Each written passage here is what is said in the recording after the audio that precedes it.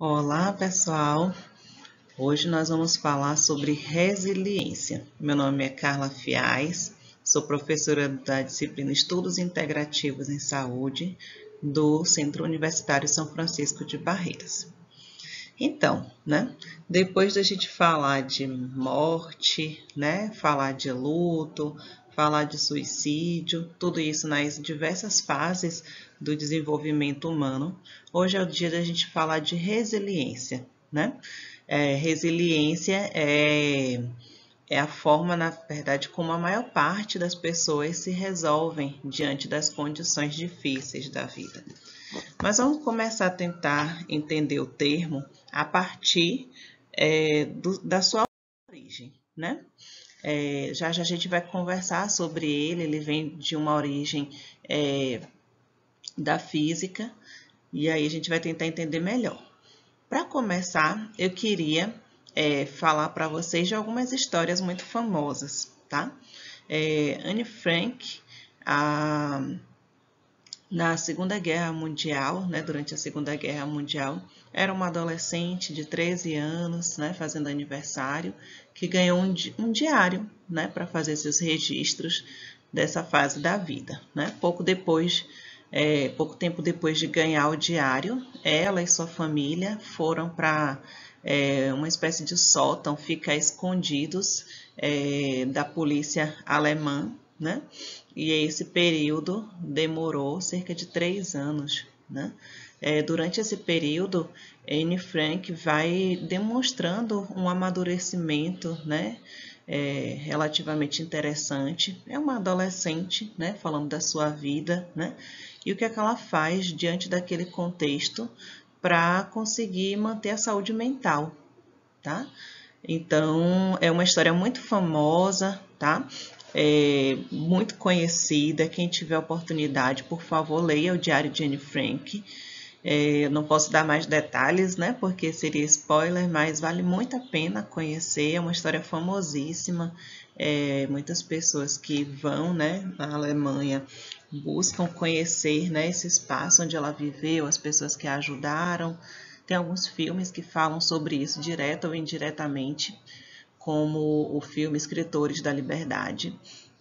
Então, Anne Frank, conta essa história, dela.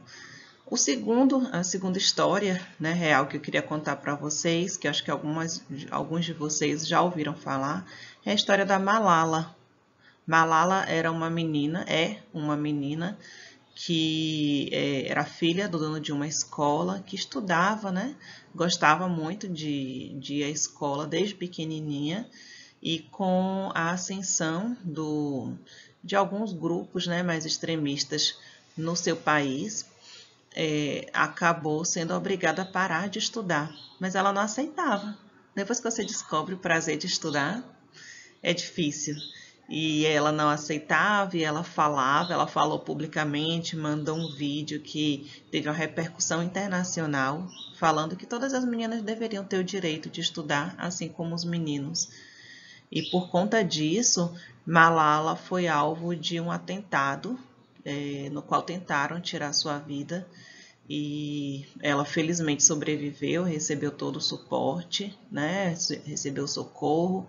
Hoje em dia ela não vive mais lá, ela mora hoje em dia, se eu não me engano, na Inglaterra, mas ela continuou defendendo o direito das meninas irem à escola.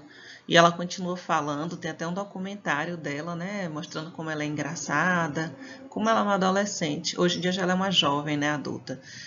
Como outra qualquer que briga com os irmãos, como qualquer outra menina. E ela, por conta dessa luta que ela teve, apoiada pelos seus pais, ela aos 17 anos foi a pessoa mais jovem no mundo a ganhar o Prêmio Nobel da Paz, junto com uma outra pessoa. E a defesa dela é: uma criança, uma professora, uma caneta e um livro podem mudar o mundo. Foi uma das falas dela durante a entrega do prêmio, tá? E uma série lindíssima que eu recomendo a vocês que conheçam, por favor, é a história de Anne Coé. Está disponível na Netflix, são acho que 2 temporadas, Eu sempre me esqueço, mas, enfim, vão até o fim, vocês não vão querer parar. E aí eu pergunto a vocês, o que, que será que essas três histórias, né, de meninas têm a ver, né, com o tema da nossa aula? Resiliência. Será que vocês também têm a ver com isso, né? Resiliente. Será que vocês são resilientes? Então, como eu ia dizendo, resiliência a gente vai buscar lá a origem, para poder entender o que é que tem a ver as histórias de Anne com Ed, Anne Frank e de Malala. Então, resiliência na física é um termo que designa a propriedade que certos corpos têm de absorver trabalho ou energia elasticamente, ou seja, a capacidade de voltar à forma anterior depois de sofrerem uma deformação. É também, né, entendido como a capacidade de absorver e se recuperar de danos sofridos. Então, aqui a gente tem um caminho para poder entender o que é que significa esse termo. Eu coloquei a imagem também de um elástico para a gente entender mais facilmente. O elástico, né, é um material que a gente pega, estica e depois ele volta ao lugar. E a gente utiliza ele em várias situações porque a gente precisa dessa propriedade de ir e de voltar. Se a gente pegar uma esponja, quando a gente está lavando os pratos também, acontece algo semelhante. A gente move ela, machuca, aperta, dobra e depois ela se abre de novo. Vários materiais, né, são utilizados com esse intuito, até o próprio carro da gente. Se der uma batidinha de leve, ele amassa um pouquinho o ferro e volta ao lugar. Mas o ferro não é tão flexível, não é tão maleável, né? Maleável no sentido de resiliente, né? Ele não é tão resiliente quanto o elástico ou quanto a esponja. Se for um pouco mais forte, ele fica todo amassado, ele não volta. Então, ele não é tão resiliente, ele é um pouquinho resiliente. E aí, pensando nessa propriedade, algumas pessoas começaram a pensar em como pessoas, né, também podem ser resilientes na vida, né? Resiliência humana. Será que nós também retornamos ao ponto inicial depois que somos amassados, né, que somos machucados? A gente precisa já até se comparar, né, com esses materiais e entender que depois de muitos amassos, a gente começa a ficar, os materiais, né, começam a ficar menos flexíveis, né? O elástico, depois de alguns anos, às vezes perde essa propriedade de ser resiliente. A esponja também, né, começa a ficar mais mole e não volta tanto ao seu lugar. Então, será que isso acontece com a gente também? Então, um dos grandes autores que vai trabalhar com esse tema é o Boris Cyrulnik. Boris Cyrulnik nasceu em 1937 na França e ele né, hoje em dia ele é um médico, etologista, neurologista e psiquiatra. Trabalha muito com a psicanálise também, tem diversos livros publicados. Quando era criança, Boris era judeu e por causa dessa condição ele foi confiado a uma família adotiva. Mas em 1943, durante a Segunda Guerra Mundial, que iniciou em 1939, né, se não me engano, ou 37, foi levado junto com os adultos, né, que tinham lhe adotado, em uma captura liderada por nazistas. E ele viveu durante um tempo num campo nazista. Foi um período muito crítico, né, da história ali da Europa, especialmente. A polícia alemã perseguia os judeus porque considerava que eles eram seres inferiores e por conta disso aplicou diversas situações de tortura e matou, de fato, né, milhares e milhares de pessoas judias nos campos, né, de concentração. E quem estava lá sabia que corria esse risco. Diversos filmes falam dessa temática. Por favor, assistam, entendam, procurem conhecer a história. E aqui, pensando nele, né, em Boris Cyrulnik, eu lembro imediatamente daquele filme O Menino de Pijama, né? Fala muito sobre isso. A Vida é Bela, né, que ganhou até prêmio. Então, assistam, por favor, compreendam, estudem. Enfim, diante dessa violência em sua vida,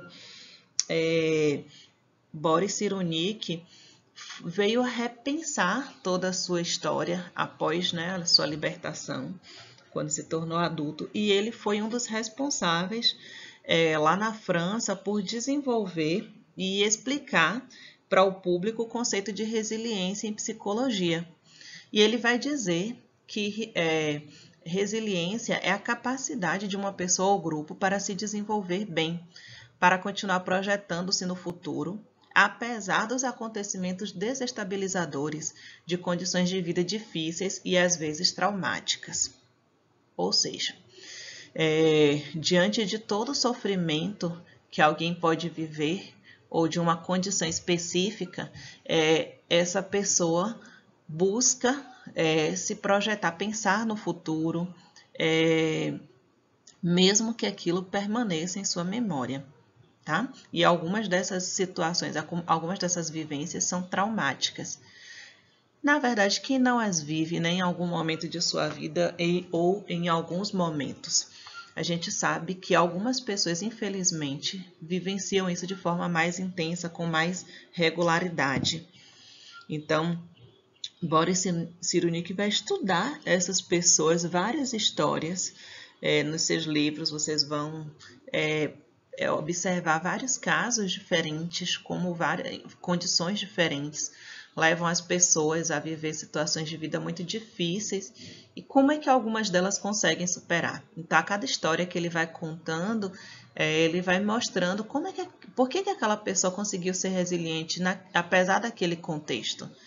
Tem um livro que ele faz um paralelo com uma história muito famosa que se chama Os Patinhos Feios. E o Patinho Feio, né, uma história muito famosa que fala de um patinho que era, né, um ovo provavelmente que se perdeu e foi viver junto com um ovo de patos. E na verdade ele não era pato, ele era um cisne. E essa história, né, de crescimento, de autoconhecimento, de busca de si mesmo, também de sofrimento por abandono, né, por críticas, por bullying. Então, tudo isso vai fazer a gente entender, né, todo o sofrimento que o patinho vivenciou na sua história e como ele finaliza, né?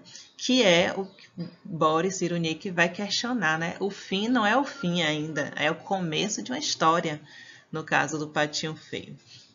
Mas, continuando aqui, ele vai dizer que a resiliência é resultado de um processo complexo. É o efeito de uma interação entre a pessoa e seu ambiente em particular, seu ambiente humano. Essa aqui, aqui a gente já traz um aspecto importante da teoria de Boris Cyrulnik. Existem várias pessoas trabalhando com o conceito de resiliência no mundo, resiliência humana. Algumas dão uma ênfase maior às características próprias da pessoa que levam ela a ser resiliente, né, de modo individual, mas Boris Cyrulnik faz questão de destacar que ninguém é resiliente sozinho, que é muito importante entender que contexto é esse que a pessoa vivencia, onde é que ela vive, quais são os suportes que ela tem, qual é o ambiente do qual ela veio. E ele vai dar uma atenção especial, inclusive, para o momento em que a pessoa nasceu, né? O ambiente que a pessoa nasceu. Aqueles primeiros anos de vida podem ser essenciais para configurar uma personalidade que no futuro vai lutar pela resiliência, né? Por ser resiliente. Mas vamos adiante. De acordo com ele, o estudo sobre resiliência deveria abordar 3 planos. A aquisição de recursos internos impregnados no temperamento nos primeiros anos, que é a base para a maneira de reagir diante das agressões da existência. Como eu vinha dizendo, para ele, quando a criança nasce, ela precisa de um ambiente que seja acolhedor, que lhe disponha de amor. Inclusive, ele vai fazer uma relação com a teoria do apego de John Bowlby, vocês talvez já tenham escutado falar, que é a teoria da vinculação. E nessa teoria, tá descrito certos aspectos, né? Que certos aspectos de relacionamento que a gente tem na vida, né? Tanto a curto quanto a longo prazo, tem a ver com esses primeiros momentos de cuidado que todos nós recebemos. Então, inclusive, a gente vai falar, né, de acordo com essa teoria, de apego seguro, de apego inseguro, né? Então, esses primeiros modelos de relacionamento da criança vão ser a base para relacionamentos seguros no futuro, ou não, né? Mas, enfim, eles são a base e da forma como você vai se apegar aos outros, se você vai conseguir ter amizade, se você vai conseguir, às vezes, manter um relacionamento amoroso. Então, muito tem a ver com esse relacionamento inicial, como as pessoas cuidaram de você. Então, isso vai ser importantíssimo quando a pessoa vivenciar uma situação que seja traumática, né, ou difícil na sua vida. O segundo aspecto que ele diz que a gente deveria abordar, né, no estudo sobre resiliência é a estrutura da agressão. Entender que a estrutura da agressão explica os estragos do primeiro golpe, né, que seria o ferimento físico ou a falta, por exemplo, uma criança que perde um dos pais ou os pais todos, ou a sua casa, ou vivencia uma situação de guerra, né? Então, essa é a primeira agressão, que é mais concreta, né? Agora, o significado, né, que essa situação vai ter na história do indivíduo e do seu contexto familiar e social explicam os efeitos, né, desse ferimento ou dessa falta. Então, como é que o entorno reage diante disso aqui? Então, isso aqui vai ser fundamental para a gente falar de resiliência ou não, tá? E o terceiro aspecto é se aquela pessoa, né, vai encontrar lugares de afeto, de atividades e de palavras, né? Se a sociedade vai dispor para esses feridos desses espaços. Isso vai permitir a essa pessoa retomar o seu desenvolvimento. Então, aqui nesse momento, a gente vai entender que a sociedade, né, mais uma vez ele vai dar uma ênfase, né, à sociedade. Como é que a sociedade cuida dessa pessoa que foi atingida por uma tragédia, por uma ferida?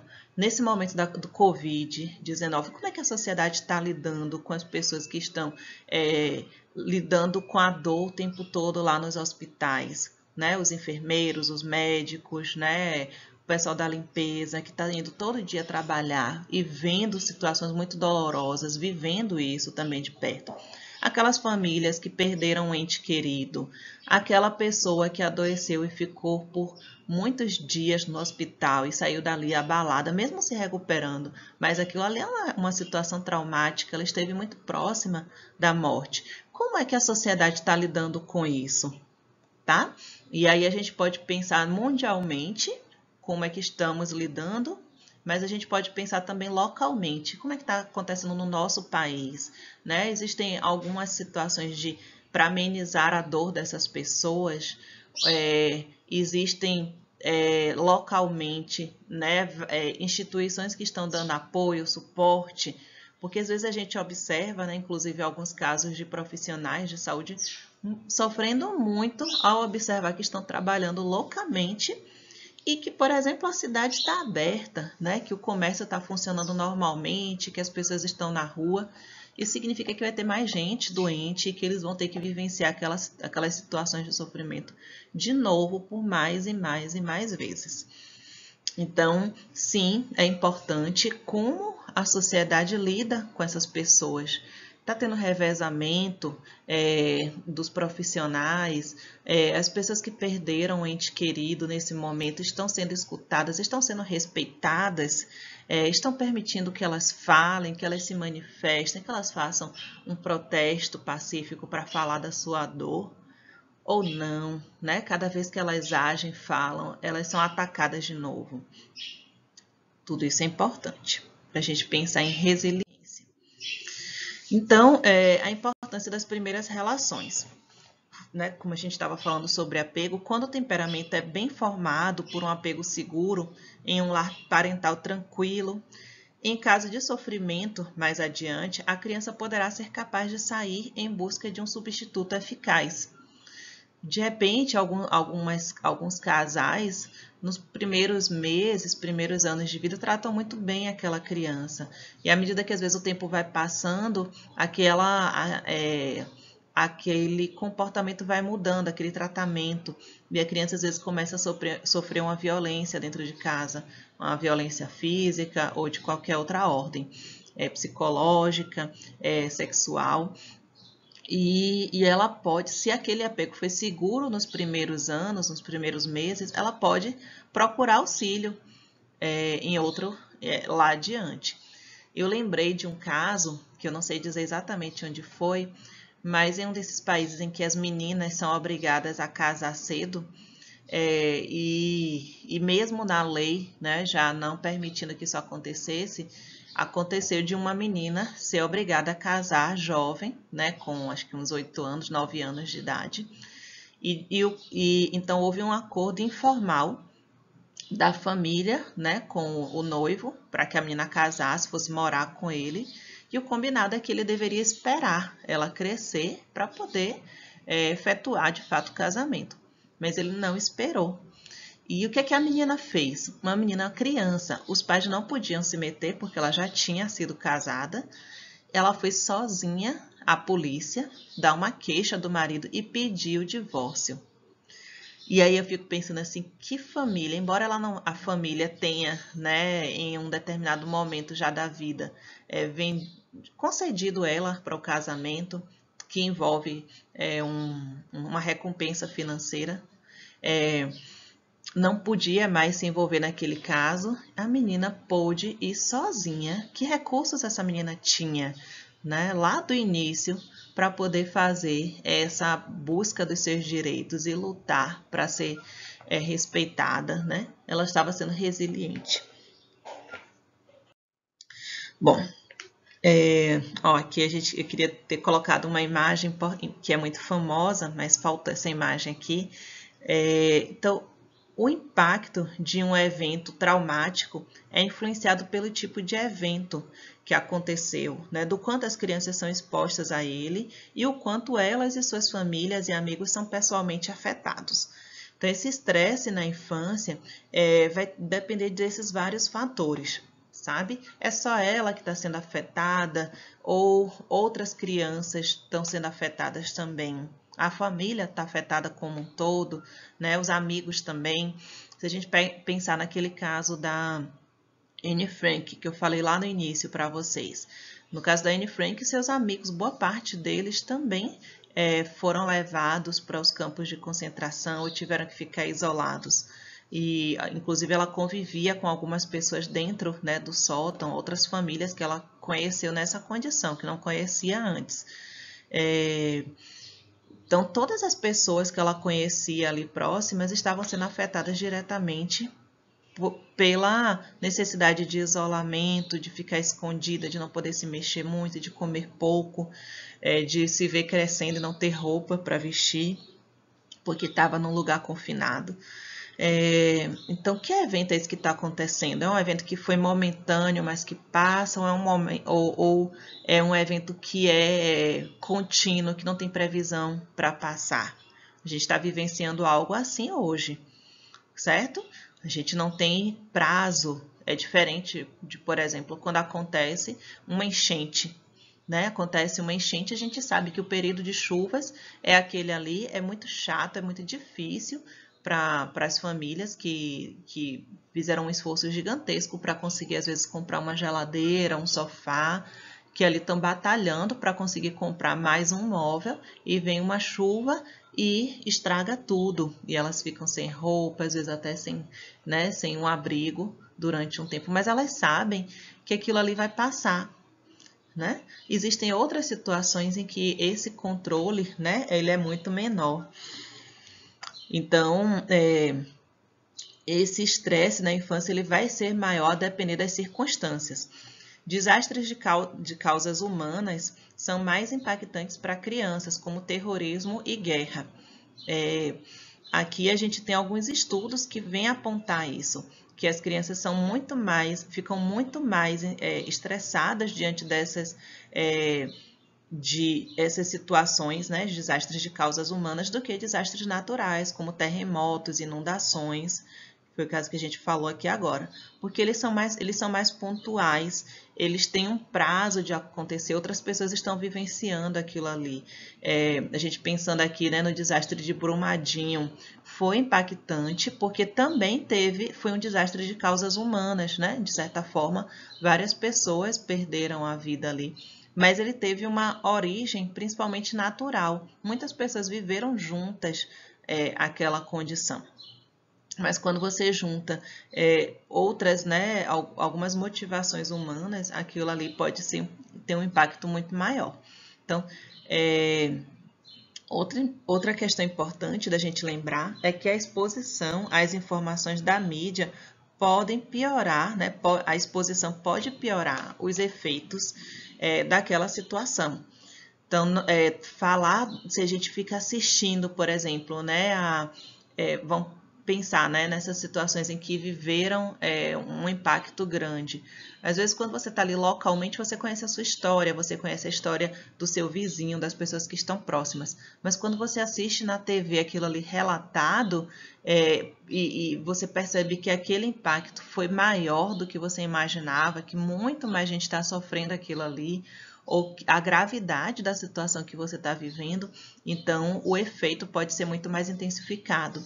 Se a gente pensar hoje nos efeitos, né, na Covid, né, essa necessidade de distanciamento social, algumas pessoas adoecendo ou observando, né, um vizinho, um parente adoecendo também. Mas aí você assiste a televisão e o impacto daquilo ali no país inteiro, né, no mundo inteiro, quantas pessoas estão morrendo. Isso pode acabar agravando muito, né, a situação de estresse que as pessoas estão vivendo. Por isso que a gente tem que ter um cuidado grande com as crianças, especialmente nesse período, as informações que elas assistem, de hospitais, né, de corpos, né, às vezes que são até expostos, pessoas que morreram, das famílias que estão sofrendo, que estão chorando as suas dores. A gente tem que poupar um pouco as crianças dessa exposição à mídia, porque para os adultos já tem sido impactante. Imagine para elas que estão aprendendo agora sobre morte, né? A gente falou já um pouquinho sobre isso, né? Como para a criança é difícil entender esse conceito. Mais do que um conceito, né? Essa realidade, esse fato. Então, a gente tem que poupar elas dessa exposição, que é, de certa forma, muito impactante. Pode ser considerada até uma violência, dependendo do que seja. E eu ia colocar aqui a imagem, que foi uma imagem muito clássica, né, de uma menina durante a bomba de Hiroshima, uma menina correndo, né, junto com várias outras crianças. E aí eu vi um relato dela, né, já na fase adulta, contando que ela estava tomando um banho e ela precisou sair correndo. A cidade inteira foi muito impactada, né, por conta dessa bomba, que tinha um poder de radiação muito grande. Muitas pessoas tiveram câncer após isso, após, né, a bomba ser lançada. A longo prazo e a curto prazo, muitas pessoas morreram. Então, é uma cena bem impactante também. Bom, e o contexto? Né? Ali a gente já falou de como é a família, né? Da importância do lugar que a pessoa nasce, como era aquela família no início, ou mesmo, às vezes a família sempre foi acolhedora, mas aconteceu um desastre com aquela família, como a gente viu no caso de Anne Frank, e de tantas pessoas, né, que às vezes se tornam órfãs e precisam ir morar com outras famílias ou em outro espaço, né? Então, ali foi a primeira parte. E como é que o contexto reage, né? A depender das reações do contexto, a gente vai ter um fator estressor maior ou menor. Então, por exemplo, não considerar as vítimas como cúmplices, né, do agressor ou presas do destino, pode dar uma sensação maior de conforto para essas vítimas. Existem algumas situações, às vezes, de pessoas que sofrem um trauma, uma agressão, uma violência de alguém, e depois elas têm suas condições questionadas. Não, você ajudou de alguma forma, você permitiu que isso acontecesse. Isso, quando a gente fala, por exemplo, de violência contra a mulher, tem sido considerado como um segundo tipo de violência. É você agredir novamente aquela mulher que acabou de ser vítima ou que vem sendo vítima há muito tempo. Ou presas do destino, elas não têm como mudar. A partir daquele momento que ela está naquela condição como vítima, ela não pode deixar de ser. Tem algumas histórias que o Boris vem trazendo, né, de casos que ele encontrou lá na região dele, mas eu fiquei pensando muito aqui em várias situações que acontecem no nosso país. E eu lembrei de um caso que aconteceu em 2000, vocês provavelmente não conheceram esse caso, mas foi muito famoso. Foi o caso de um rapaz que sequestrou um ônibus, né? Ele assaltou um ônibus e acabou fazendo as pessoas que estavam no ônibus de reféns. Por fim, uma das pessoas ele ficou com uma mulher, né? Fazendo ela de refém. E isso durou 5 horas. A televisão fez toda fez ao vivo, né, o acompanhamento do assalto. E o que aconteceu, né? Depois transformaram essa história em um documentário. E nesse documentário a gente vai descobrir um pouco a história desse rapaz. Ele, na verdade, foi sobrevivente de uma chacina que teve na Candelária, que é uma comunidade no Rio de Janeiro, em que várias crianças estavam dormindo e foram, eu acho que foram cerca de 8 crianças, né? E umas 2 sobreviveram, né? Todas foram mortas, assassinadas enquanto dormiam. E ele foi um dos sobreviventes.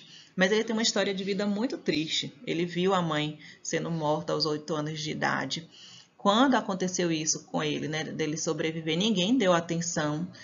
Só uma vizinha que concedia, né, um espaço para ele dormir.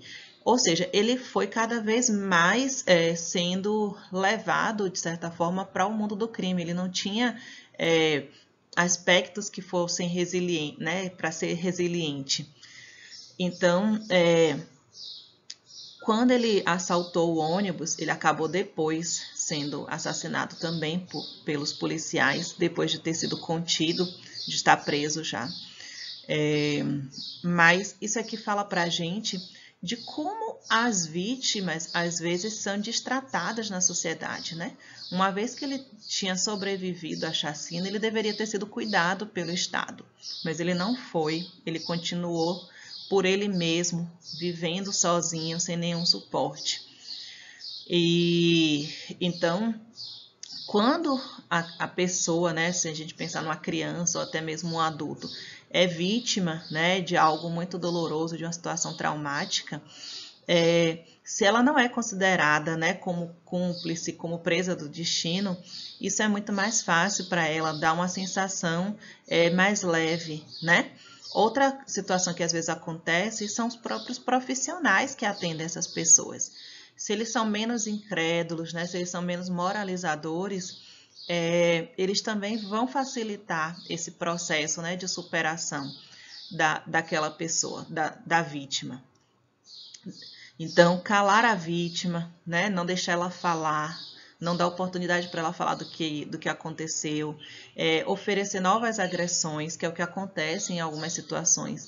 Às vezes uma criança é retirada de um lar abusivo, colocada para adoção, e esse novo lar é de novo um lar abusivo, né? Pode não ser do mesmo tipo, mas ou então vai viver numa instituição que vai promover novas agressões. Então, isso piora a condição da vítima, né? Abandonar crianças consideradas perdidas, que é o caso, né? Lembra muito esse caso do ônibus 174. Aquela criança que é considerada que não tem mais jeito, não, ele é agressivo demais, ele tem TOD, então deixa para lá. E, então, isso também causa um sofrimento e torna mais difícil ser resiliente nesses contextos. Uma outra alternativa é dispor de lugares de criações, né, de palavras, de aprendizagens sociais. As vítimas podem se transformar, né, podem transformar o seu sofrimento em uma obra humana. Então, dá espaço para essas vítimas elaborarem, né, de outra forma, o seu sofrimento. Aqui eu coloquei o exemplo do David Friedman, que foi um pintor que foi, né, esteve vivenciou o Holocausto e conseguiu sobreviver. E ele fez diversas obras sobre isso. Era uma forma que ele tinha de expressar tudo que ele viu. E as suas obras depois acabaram sendo perdidas, né, ou foram levadas depois, estão distribuídas aí pelo mundo. Mas a filha dele, ele já não está mais vivo, né? Mas a filha dele fez recentemente até uma exposição com as obras que ela conseguiu resgatar, que mostram isso, né? Todo como o pai conseguiu elaborar aquele sofrimento. Bom, uma questão importante da gente entender é que a suspensão dos maus tratos por si só não é o fim do problema, tá? Simplesmente tirar aquela pessoa da condição não diz que aquilo tudo acabou, né? Porque a primeira questão que a pessoa vai pensar é: e agora, o que eu vou fazer com isso? Né? Cada pessoa pode reagir de uma forma diferente. Tem aquelas que vão se lamentar todos os dias, né, pelo que viveram. Tem aquelas outras que vão procurar se vingar ou do agressor ou de toda a sociedade, né? Eu me tornei órfã na infância e agora, desde então, eu sofro e eu tenho uma postura agressiva com as pessoas e eu me torno uma adulta que vivo na defensiva, agredindo todo mundo que eu posso, né? É uma alternativa. Ou eu posso aprender a viver uma outra vida. Mas viver essa outra vida, a gente tem que lembrar que não é fácil. Se você passou, né, às vezes por um sofrimento muito intenso, é difícil, precisa aprender realmente a ser diferente, né? Porque é importante lembrar que a história, né, daquela lesão, ela fica gravada, né, na memória. De vez em quando, por mais que a pessoa viva num lugar acolhedor, de vez em quando aquelas lembranças retornam. E nem sempre as pessoas que estão ao redor estão dispostas a ouvir aquele sofrimento. Imagine, às vezes, uma criança que perdeu os pais numa situação de violência ou que viu, né, aquilo ali e quer contar. Às vezes, aquelas pessoas que estão ao redor não querem ouvir. Ou ela pode sentir medo por sair de novo, por passar por aquela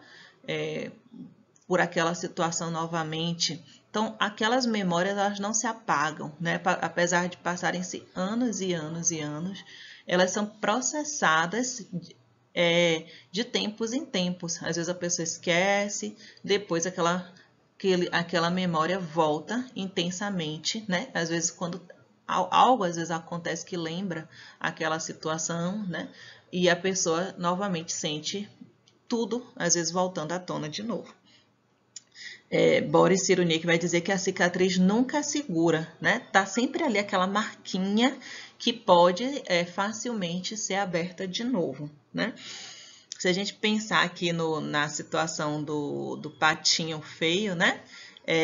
Que descobriu uma nova família, que descobriu que é um cisne, ele diz assim, né? O patinho poderá levar uma bela vida de cisne, porém frágil, porque nunca poderá esquecer seu passado de patinho feio.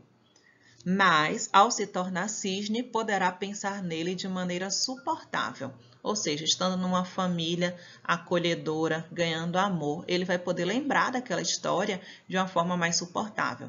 E é isso que a gente pode, né, fazer associação com alguém que sofreu um acidente, por exemplo, né, sofreu um acidente de carro, um acidente de barco, que perdeu, às vezes, até alguém importante naquele momento, ou né, se machucou muito e tudo mais. Imaginando aqui, né, a situação.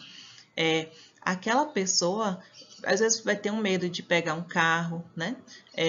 Mesmo sabendo que está segura naquele espaço, de vez em quando ela vai lembrar daquilo ali. Mas se ela está num lugar acolhedor, com pessoas que a amam, que estão cuidando dela, que estão fazendo tudo para que ela se sinta amada, né, e protegida, para que aquilo ali não aconteça de novo, ela vai ter aquelas lembranças de uma forma muito mais suportável, vai ser menos intenso o sofrimento, né? Se a gente pensar também em uma pessoa que viveu uma violência física, sexual, estar num lugar, né, protegido, sabendo que ninguém vai deixar que aquilo aconteça de novo, faz ela ter coragem de sair de novo de casa, né, se aquilo aconteceu fora de casa, ou de estar dentro de casa sabendo que aquele agressor não está mais lá, tá?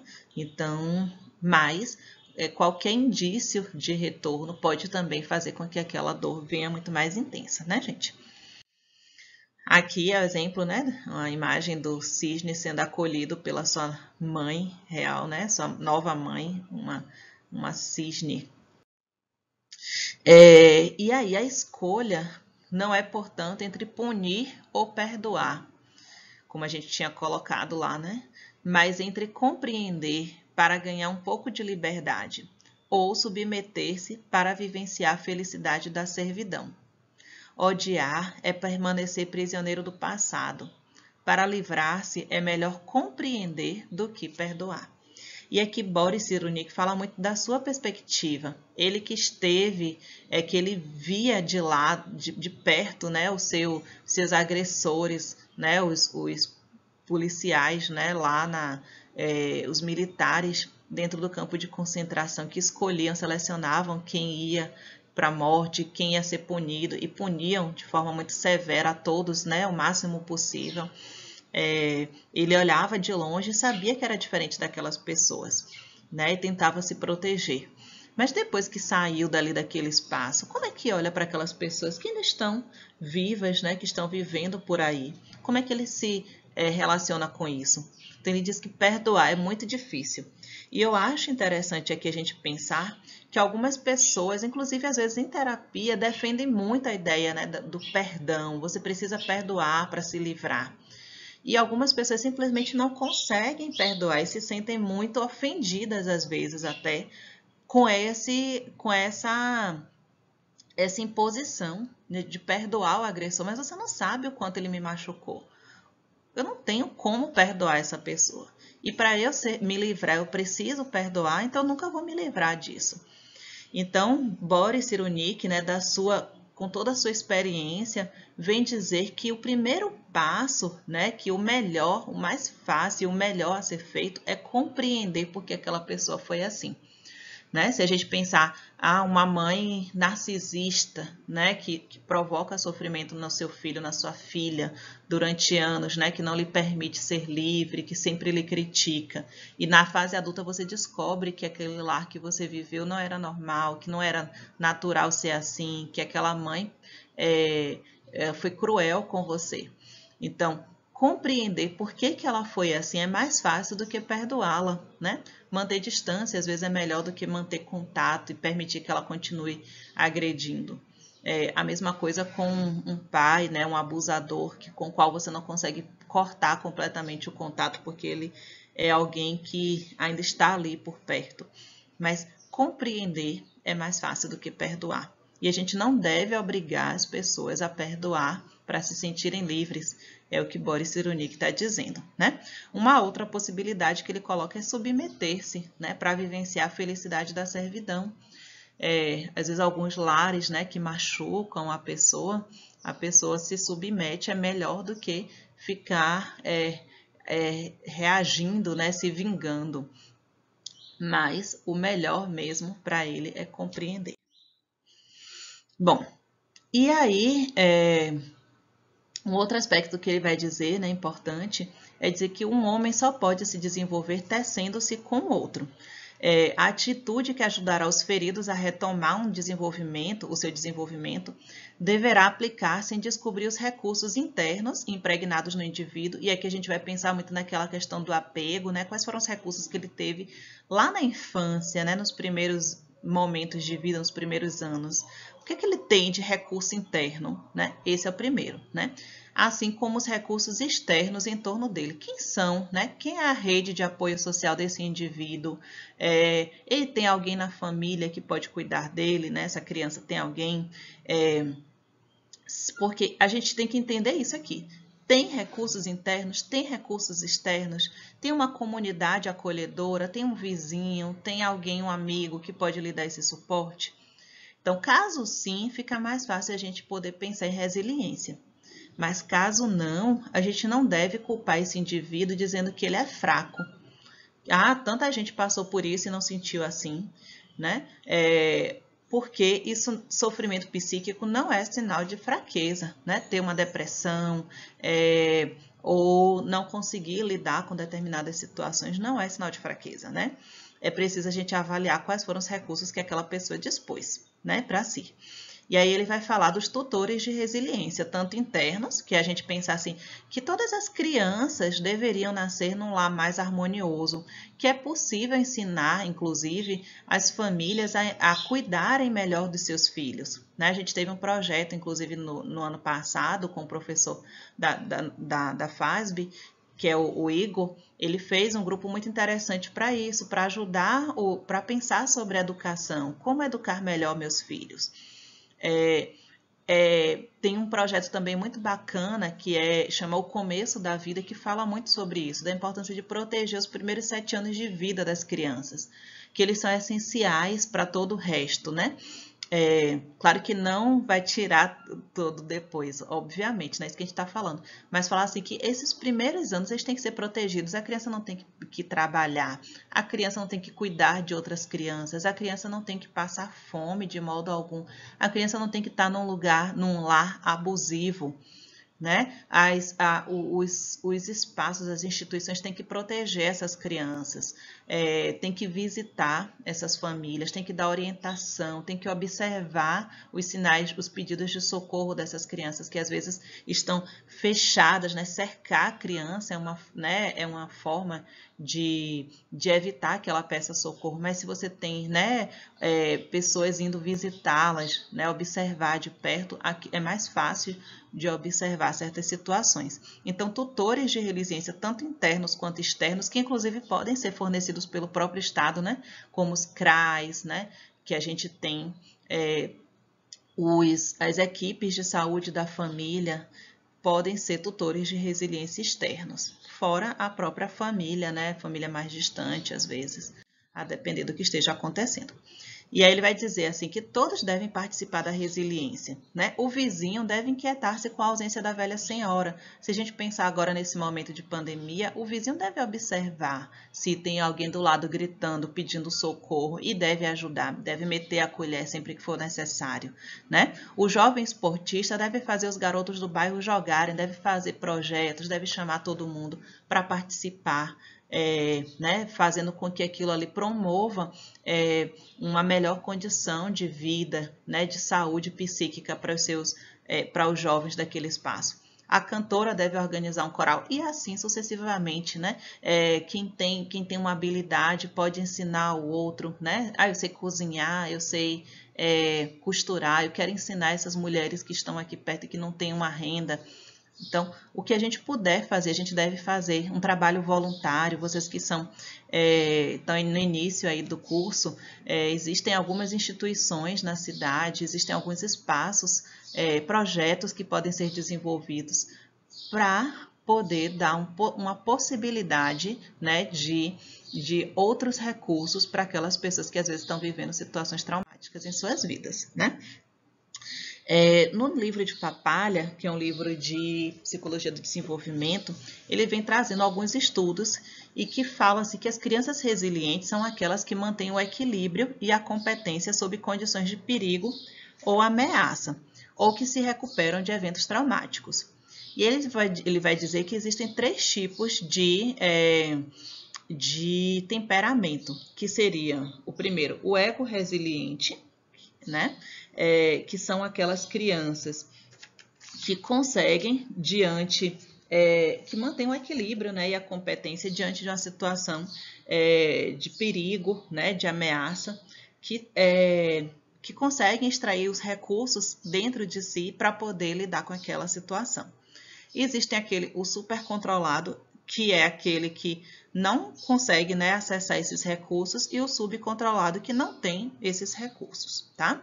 E aí ele vai dizer que esses 3 tipos, né, de relação, digamos assim, eles diferem de acordo com a resiliência, né? o ego resiliente, ele vai ter uma resiliência, né? Vai se adaptar ao estresse, enquanto que os outros vão ter uma dificuldade maior quanto ao autocontrole, que é algo que está presente no ego resiliente, né? Esses dois aqui vão ter muito mais dificuldade de se adaptar ao estresse e vão ter uma situação de autocontrole, esse aqui muito grande, esse aqui muito pequena, né? E esse aqui vai ter adequadamente. Bom, vulnerabilidades. Quais são os fatores que causam, que são fatores de vulnerabilidade para as crianças, né? São aquelas que têm um temperamento mais difícil, alguns que têm deficiência física também é um fator de vulnerabilidade. A gente sabe que são crianças que têm mais, tanto de deficiência de modo geral, né? Estão mais vulneráveis a sofrer uma violência. Ele coloca alergias, né? As crianças que têm alergias são mais vulneráveis.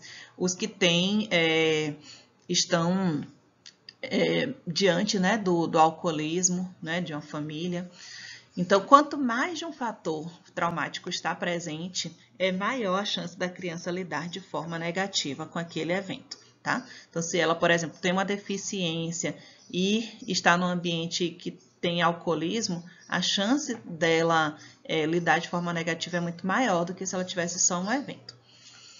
E os fatores protetores, né, que são, acho que, o mais importante para a gente, que são aquelas influências que reduzem o impacto do estresse e tendem a dar um prognóstico maior. Você ter um bom relacionamento familiar, né, quer seja com todas as pessoas, ou com pelo menos um dos pais, ou algum cuidador, mesmo que não seja a família, né, de origem biológica. Então, ter um bom relacionamento com alguém na sua família é um fator protetor. Ter uma inteligência, né, alta inteligência. Inclusive, eles falam assim que aquelas crianças que têm um QI maior, né, tendem a lidar melhor com a adversidade, se autoproteger, regular o próprio comportamento e aprender com a experiência. Tem um temperamento fácil, geralmente atrai os professores, e eles falam também de genes, e eles falam de genes de proteção, né? Que seria o quê? Falam assim que aquelas crianças que têm um sorriso encantador, seria o quê? Eles dizem, são estudos aqui, como se algumas pessoas, o fato de ter uma aparência encantadora, vai fazer com que muitas pessoas prefiram cuidar mais dessas crianças que são consideradas com uma aparência melhor, né? Que sejam mais encantadoras de alguma forma. Bom, enfim, são estudos, tá, gente? Não tem a ver aqui com uma opção, uma escolha aqui, né? O ideal seria que as pessoas pudessem olhar para todas as crianças independente da sua aparência, mas não é isso que acontece, é isso que os estudos estão mostrando. Outros fatores protetores. O temperamento ou personalidade da criança, daquelas crianças que são consideradas mais adaptáveis, amistosas, queridas, né? Aquela criança que às vezes encanta os outros, né? Que sejam independentes, que são sensíveis, né? São mais, é um temperamento que ajuda a protegê-las, né? Aquelas crianças também que são mais competentes e têm uma autoestima elevada, né? Crianças que são criativas, engenhosas, independentes e agradáveis, independentes de novo aqui, ó, que sabem regular as emoções quando estressadas, às vezes focando a atenção em outras coisas no momento da situação de estresse. Então, isso aqui é um fator de proteção, né? Outro exemplo, outro fator, são as experiências compensadoras. Por exemplo, às vezes a criança tem um problema dentro de casa, né? Tem uma família que tem um fator, né, complicador em casa, mas ela vai bem no esporte, ela pratica esporte, ou ela vai bem na escola, ou ela tem aula de música, ela vai muito bem nesse espaço. Ou com outra criança ou adulto, ajuda a compensar uma vida que é destrutiva no lar. Eu fiquei lembrando aqui de um livro, que vou tentar lembrar aqui, mas que ele fala assim ele vem contando assim como que a história, né, de vida dele mesmo, ele vem contando como em casa era muito difícil, as pessoas ignoravam, né, não cuidavam dele, e ele encontrou um vizinho que tinha uma biblioteca, ele não sabia ler, mas o vizinho abriu a biblioteca para ele e foi ensinar. E com isso, ele acabou descobrindo um amor à literatura, e ele é o autor daquele livro Vidas Secas. Então, vem falando assim, né, como também nesse exemplo, né, ele já era grande quando ele foi alfabetizado, porque ele vinha de um lar que não cuidava dele. Deixa eu ver aqui. É Graciliano Ramos, o autor. Por favor, depois leiam, quem não conhece, né, procure conhecer. Ele tem um livro que ele é meio que autobiográfico, uma história, né, fictícia, mas que é baseada muito na história de vida dele. Que ele vem falando de todas essas situações que ele vivia, né, de sofrimento em casa, mas como ele conseguiu encontrar um espaço para resiliência. Às vezes é um professor, a gente que fala tanto que os professores são importantes, mas que não são valorizados. Mas sim, gente, às vezes eles são o único fator, às vezes, que vai fazer aquela criança encontrar uma outra alternativa na vida. É um olhar diferente para elas, né? Então são importantes. Qualquer pessoa pode fazer a diferença na vida de outra, né? Seja uma criança, seja um adolescente, seja um adulto, né? Outro fator de proteção é o risco reduzido. Crianças que foram expostas a apenas um dos fatores de transtorno psiquiátrico, como por exemplo, discórdia parental, uma condição social baixa, né, financeira, uma mãe perturbada, que é o termo que eles utilizam, mas uma mãe que tenha um sofrimento mental, um pai criminoso, né? Experiência de adoção temporária ou então em uma instituição, né? Precisou ficar numa instituição para adoção, vive ali naquele espaço. Então, se aquela pessoa viveu só um dos fatores, né, desses fatores de risco, a chance, né, dela ser resiliente é maior. Agora, se ela vivenciou vários fatores, né, então a chance dela não conseguir ser resiliente, né, é muito maior. Que pensando aqui, né, o exemplo que Boris Cyrulnik traz de um caso de um menino que ele vivia numa família abusiva e logo depois, né, durante a Segunda Guerra Mundial, ele foi levado para um campo de concentração. Depois que ele saiu de lá, ele estava muito mais traumatizado, ele tinha muito menos recursos para ser resiliente, né, do que um outro que teve um lar mais amoroso, né, um lar mais protetivo. Bom, e aqui finalizando a nossa aula, a gente traz alguns fechamentos, tá? Primeiro de todos que as experiências infantis negativas, elas não determinam a vida de uma pessoa. Alguém pode viver um trauma grande na infância e ainda assim ser capaz de superar, né, de conseguir, né, ter um fechamento, digamos assim, adequado, resiliente, tá? E isso vai acontecer muito em função do suporte social que ela tenha. Eu lembro de uma história que eu li, inclusive foi na internet, né, desses casos de autorrelatos, e uma moça contava assim que ela, na fase adulta, fazendo terapia, ela lembrou de uma situação que ela sofreu na infância, de um abuso, né, de um porteiro do prédio. Quando ela entrou no elevador, pegou nela, né, nas partes íntimas dela, e ela ficou assustada, chegou em casa, contou para o irmão, mas pediu para ele não contar para ninguém, que era segredo. O irmão ouviu aquilo ali e contou para a mãe. A mãe contou para o pai. O pai, quando soube, ficou furioso e desceu imediatamente. E começou a bater no porteiro. E o porteiro fugiu e nunca mais voltou. E ela esqueceu isso. Por quê? E ela pensando, né, na terapia, por que eu esqueci? Por que eu não tenho essas marcas, né? Não tenho nenhuma dificuldade na minha vida sexual, na minha vida amorosa, né? Nesse aspecto. Por que eu não lembrava disso?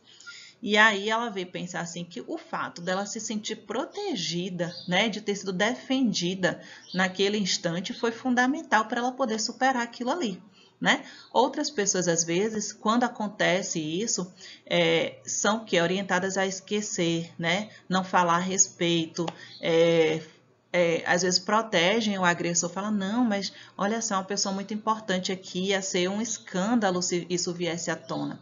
Então, está dizendo para aquela pessoa que é mais importante proteger a imagem do agressor do que cuidar dela, tá? Então, proteger aquela pessoa acima de tudo, não desconfiar, né, dos seus relatos, não desmenti-la, não pedir para que ela se cale, né? É uma forma de proteção também, tá? E isso pode fazer com que ela consiga superar, né, e seguir adiante, às vezes até esquecendo aquela situação de fato, tá? Então, experiências infantis negativas não vão determinar a vida de uma pessoa, a depender de como, né, esse entorno vai auxiliar. Muitas crianças e adolescentes têm força suficiente para se levantar acima das circunstâncias difíceis, né? Apesar de viverem, né, todos viverem, às vezes, momentos muito traumáticos, a maior parte consegue superar, né? Outra questão importante, só de lembrar aqui, que a gente tem falado muito nas características das pessoas, mas a gente precisa lembrar que, às vezes, a pessoa é resiliente numa situação e pode não ser resiliente em uma outra, né? Não é que ela tenha uma personalidade resiliente em toda e qualquer circunstância, né? Em qualquer momento da vida. Pode ser que isso vá variar de acordo com o momento que ela está vivendo, tá? E do evento que está acontecendo com ela. Então, realmente existem fatores pessoais que levam a resiliência maior, mas isso não significa que ela vai ser resiliente sempre, o tempo todo, tá? Então, diversas fases da vida a gente passa por situações traumáticas. É alguém que vivenciou uma situação de separação. Se ela tem uma estrutura um pouco mais resiliente, pode ser que aquele momento difícil para ela se transforme num momento positivo, né, depois. Em que ela aprenda, que ela aproveite para crescer emocionalmente, tá? Então, mesmo sendo uma situação difícil, que é geralmente, né, a situação de separação, mas pode ser uma oportunidade de crescimento também. Idosos também tem alguns relatos, né, alguns dados de pesquisa que mostram que a maior parte dos idosos, né, tendem a ter um luto sadio quando perdem o companheiro de suas vidas. Tem a pesquisa que foi feita que mostrou, né, acompanhou vários idosos e vinha mostrando que mostrou acompanhamento com 6 meses e depois com 4 anos, né, depois do ocorrido. E viu que a maior parte acabava tendo, né, quase 50% deles, tinham um luto muito tranquilo depois de perder o seu companheiro. Então é isso, gente. A resiliência está presente em qualquer momento da vida, né? Mas, sobretudo, é importante a gente lembrar que todos nós, né, podemos ser resilientes e devemos também oferecer espaços para a resiliência. Ficamos por aqui hoje. Vou passar um estudo de caso para vocês e a gente se vê na sexta-feira. Até breve.